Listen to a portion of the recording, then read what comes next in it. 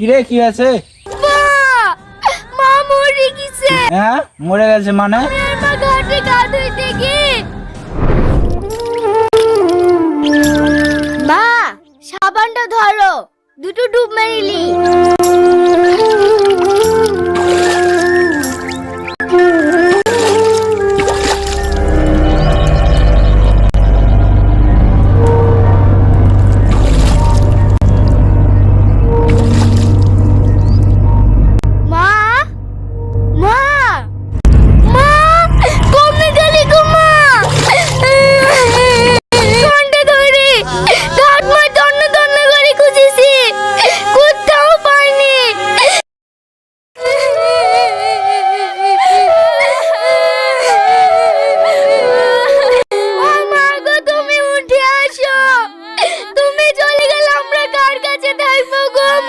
রহন ভাই খোঁজ পেলা গো?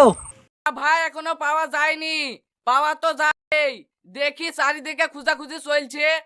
তুমিও তো ভেঙে পড়ো না ভাই, একটু শান্ত হও। কি করে শান্তি হবো ভাই? আমি সব মিথ্যে কথা বলেছি, তুমি আমাকে বাঁচাও। আমাকে জিনে তলেলে যায়নি। তোকে জিনে তুলে তো তুই এক সপ্তাহ ধরে খুঁজেছিলি। তুমি আগে বলো, আমাকে কিছু বলবা না, ক্ষমা করে দিবা। ক্ষমা তো করবোই, তাহলে বল তুই এক সপ্তাহ ধরে কোথায় ছিলি? তাহলে শোনো। ওগো আমি চলে এসেছি, তুমি কাপড় লিসো? হ্যাঁ হ্যাঁ লাইছি। ঠিক আছে তাড়াতাড়ি এখান থেকে চলো, মাঠের বকে যেখানে সেখানে পাল্টি লেবো।